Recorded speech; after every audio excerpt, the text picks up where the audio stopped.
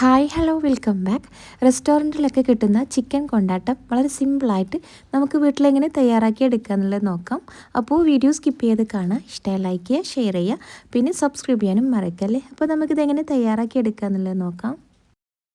ആദ്യം തന്നെ നമുക്ക് ഇതിലേക്കുള്ള ചിക്കൻ ഒന്ന് മാരിനേറ്റ് ചെയ്ത് വെക്കണം. അതിനായിട്ട് ഞാനിവിടെ കാശ്മീരി മുളക് പൊടിയാണ് എടുത്തിട്ടുണ്ടായിരുന്നത്. അപ്പോൾ പൊടികളൊക്കെ നമ്മൾ എടുക്കുന്ന ചിക്കൻ അനുസരിച്ച് വേണം പൊടികളുടെ അളവൊക്കെ കൂട്ടിയെടുക്കാനായിട്ട്.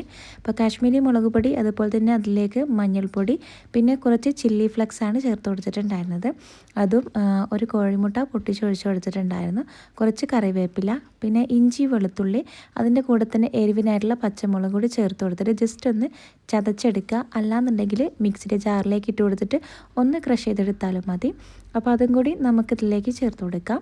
പിന്നെ ആവശ്യത്തിനുള്ള ഉപ്പും കൂടി ചേർത്ത് കൊടുത്തിട്ടുണ്ട്. നല്ലൊരു പുളിക്ക് വേണ്ടിയിട്ട് ലെമൺ ജ്യൂസാണ് ചേർത്ത് കൊടുക്കുന്നത്. അല്ലാന്നുണ്ടെങ്കിൽ വിനാഗിരി ചേർത്ത് കൊടുത്താലും മതി. ഇനി എല്ലാം കൂടി നല്ലോണം ഒന്ന് കൈകൊണ്ട് തന്നെ മിക്സാക്കി എടുക്കുക. ശേഷം നമുക്കതിലേക്ക് കഴുകി ക്ലീനാക്കി വെച്ച ഒരു ചിക്കൻ ഫുള്ളായിട്ട് ഇതിലേക്ക് ചേർത്ത് കൊടുക്കാം. പിന്നെ ഇതിലേക്ക് ഞാൻ കുറച്ച് വെളിച്ചെണ്ണയും കൂടി ഒഴിച്ചു കൊടുത്തിട്ടുണ്ടായിരുന്നു. അപ്പോൾ ചിക്കനൊക്കെ നല്ലോണം കഴുകി ക്ലീനാക്കി എടുത്തിട്ടുണ്ട്. ഇനി നമുക്കൊരു ചിക്കനും കൂടി ഇതിലേക്ക് ചേർത്ത് കൊടുത്തിട്ട് മസാലയൊക്കെ നല്ലോണം ഈ ഒരു ചിക്കനിലേക്ക് പിടിക്കുന്ന രീതിയിൽ ഇതുപോലെ ഒന്ന് മിക്സാക്കി എടുത്തൊന്ന് കുഴച്ചെടുക്കാം. നമുക്കൊന്ന് റെസ്റ്റ് ചെയ്യാനായിട്ട് വെക്കണം. ഒരു അരമണിക്കൂറെങ്കിലും നമുക്കിത് റെസ്റ്റ് ചെയ്യാനായിട്ട് വെക്കാം. എങ്കിൽ മാത്രമേ ഒരു മസാലയൊക്കെ ചിക്കനിലേക്ക് നല്ലോണം പിടിക്കുള്ളൂ.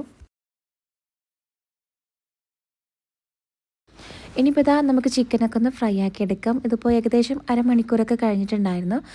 വെളിച്ചെണ്ണയിലാണ് ഈ ഒരു ചിക്കൻ ഫ്രൈ ചെയ്തെടുക്കേണ്ടത്. ഇപ്പോൾ വെളിച്ചെണ്ണ നല്ലോണം ചൂടായി വന്നാൽ നമുക്കതിലേക്ക് ചിക്കൻ ഓരോന്നായിട്ട് ഇട്ട് കൊടുക്കാം. ഒരു മീഡിയം ഫ്ലെയിമിലിട്ടിട്ട് ഇതുപോലെ ഒന്ന് ഫ്രൈ ചെയ്തെടുക്കാം. പിന്നെ ഇത് നല്ല സോഫ്റ്റ് ആയിട്ട് വേണം, അതായത് നല്ലോണം മുരിപ്പിച്ചെടുക്കാതെ ജസ്റ്റ് ഇങ്ങനെ സോഫ്റ്റ് ആക്കിയിട്ടൊന്ന് ഫ്രൈ ആക്കി എടുക്കണേ. അപ്പോൾ ചിക്കനൊക്കെ ഏകദേശം ഇവിടെ ഫ്രൈ ചെയ്ത് എടുത്തിട്ടുണ്ട്. ബാക്കിയുള്ള ചിക്കനൊക്കെ ഇതുപോലെ ഫ്രൈ ആക്കി എടുക്കാം.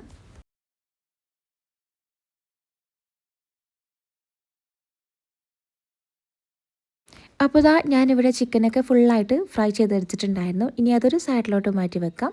ഇനി നമുക്ക് ഇതിലേക്ക് ചെറിയൊരു മസാല റെഡിയാക്കി എടുക്കണം. അതിനായിട്ട് ഒരു പാനിലേക്ക് വെളിച്ചെണ്ണ ഒഴിച്ചു കൊടുത്തിട്ടുണ്ട്. ഞാനിപ്പോൾ നേരത്തെ ഫ്രൈ ആക്കി എടുത്ത ഒരു ചിക്കൻ ഫ്രൈ ചെയ്തെടുത്ത ഒരു വെളിച്ചെണ്ണയിൽ തന്നെയാണ് ഇത് വഴറ്റിയെടുക്കുന്നത്. ഇനി ഇതിലേക്ക് നമുക്ക് ചെറിയുള്ളി ചേർത്ത് കൊടുക്കാം. ഒരു പിടിയോളം ചെറിയുള്ളി ഉണ്ടായിരുന്നു. അതുപോലെ തന്നെ ഒരു വലിയുള്ളിയും ഇതുപോലെ അരിഞ്ഞെടുത്തിട്ട് അതുകൂടി ചേർത്ത് കൊടുക്കാം. രണ്ടും കൂടി നല്ലോണം വഴറ്റിയെടുക്കണം. അതിനായിട്ട് അതിലേക്ക് കുറച്ച് ഉപ്പും കൂടി ചേർത്ത് കൊടുത്തിട്ടുണ്ടായിരുന്നു. പെട്ടെന്ന് വഴറ്റിയെടുക്കാൻ വേണ്ടിയിട്ടാണ് ഉപ്പ് ചേർത്ത് കൊടുക്കുന്നത്. അപ്പോൾ ഈ ഒരു ഉള്ളിയൊക്കെ നല്ലോണം വഴറ്റിയെടുത്തിട്ടുണ്ട്. ഇനി നമുക്കിതിലേക്ക് ഇഞ്ചി വെളുത്തുള്ളി പേസ്റ്റ് അല്ലാന്നുണ്ടെങ്കിൽ ചതച്ചതോ ചേർത്ത് കൊടുക്കാം. എന്നിട്ട് അതിൻ്റെ ഒരു പച്ചമണം മാറി വരുന്നത് വരെ ഒന്നുകൂടി ഇതുപോലെ ജസ്റ്റ് ഒന്ന് ഇളക്കി കൊടുക്കാം.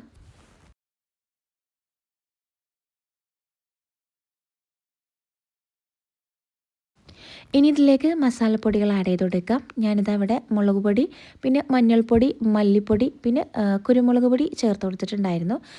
പിന്നെ പെരുംജീരകം, അതായത് വലിയ ജീരകം, അത് ജസ്റ്റ് ഒന്ന് വറുത്തിട്ട് പൊടിച്ചെടുക്കാം.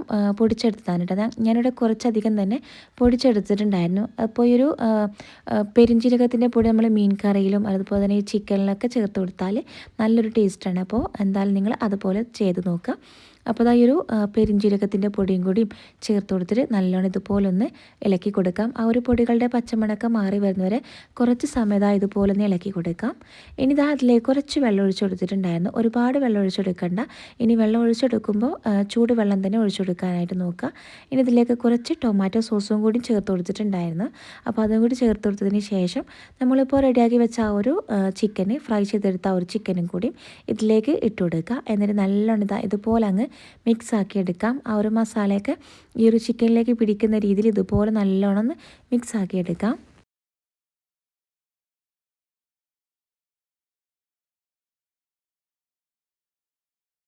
ഇനി ഇതൊന്ന് അടച്ച് വെച്ചിട്ട് ഒരു മിനിറ്റ് ഇതുപോലെ കുക്ക് ചെയ്തെടുക്കാം. ഓൾറെഡി ചിക്കനൊക്കെ ഫ്രൈ ചെയ്തെടുത്തതാണ്. എന്നാലും ആ ഒരു മസാലയൊക്കെ ആ ഒരു ചിക്കനിലേക്ക് പിടിക്കുമ്പോൾ ഒരു വേറൊരു ടേസ്റ്റാണ്. അപ്പോൾ അതുകൊണ്ട് അടച്ച് വെച്ചിട്ട് ഒരു മിനിറ്റെങ്കിലും ഇതുപോലെ കുക്ക് ചെയ്തെടുക്കണേ. ഇനി ഇതിലെ ആ ഒരു വെള്ളമൊക്കെ ഒന്ന് ഡ്രൈ ആക്കി എടുക്കുക. അപ്പോൾ ഒന്നുകൂടി ഒരു മീഡിയം ഫ്ലെയിമിൽ തന്നെ ഇത് നല്ലോണം ഇങ്ങനെ വറ്റിച്ചെടുക്കുക. അതൊക്കെ നല്ലോണം ഈ ഒരു ചിക്കനൊക്കെ ഇങ്ങനെ ഡ്രൈ ആയി വരും കേട്ടോ. അതുവരെ നമുക്കിതുപോലെ ഒന്ന് വറ്റിച്ചെടുക്കണം. പിന്നെ ഈ ഒരു ടൈമിൽ ഞാൻ കുറച്ചും കൂടി സോസ് അതിലേക്ക് ഒഴിച്ചു കൊടുത്തിട്ടുണ്ടായിരുന്നു.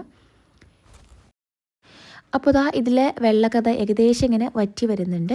ഈ ഒരു സമയത്ത് ഇതിലേക്ക് നമ്മൾ നേരത്തെ പൊടിച്ച് വെച്ച ആ ഒരു പെരിഞ്ജീരകത്തിൻ്റെ പൊടി അത് കുറച്ചും കൂടി ചേർത്ത് കൊടുക്കാം. കൂടെ തന്നെ കുറച്ചധികം തന്നെ ചില്ലി ഫ്ലേക്സ് ചേർത്ത് കൊടുക്കുക കേട്ടോ. ചില്ലി ഫ്ലേക്സ് കൂടുതലായിട്ട് ഉണ്ടാകുമ്പോഴേ നമുക്കൊരു ചിക്കൻ കൊണ്ടാട്ടത്തിൻ്റെ ആ ഒരു ടേസ്റ്റ് കിട്ടുള്ളൂ. അപ്പോൾ അതുകൊണ്ട് തന്നെ ചില്ലി ഫ്ലേക്സ് കൂടുതലായിട്ട് ചേർത്ത് കൊടുക്കുക. ഇനിയിപ്പോൾ എരിവൊക്കെ കുറച്ച് വേണമെന്നുണ്ടെങ്കിൽ അത് കുറച്ചെടുത്താലും മതി. അപ്പോൾ അത് നല്ലോണം അങ്ങനെ ഒന്നുകൂടി ഡ്രൈ ആക്കി എടുത്തിട്ടുണ്ട്. അറ്റ് ലാസ്റ്റായിട്ട് കുറച്ച് കറിവേപ്പിലയും കൂടി വിതറി കൊടുക്കാം. എന്നിട്ട് ഒന്നുകൂടി ഇതുപോലെ ഒന്ന് മിക്സാക്കി എടുത്തതിന് ശേഷം ഇതിൻ്റെ ഫ്ലെയിം ഒന്ന് ഓഫ് ചെയ്യാം. അപ്പോൾ നമ്മുടെ ചിക്കൻ കൊണ്ടാട്ടം ഇവിടെ റെഡി ആയിട്ടുണ്ട്. നല്ല ടേസ്റ്റാണ്. എന്തായാലും ട്രൈ ചെയ്ത് നോക്കാം. പിന്നെ ഫീഡ്ബാക്ക് അറിയിക്കാനും കൂടി മറക്കല്ലേ.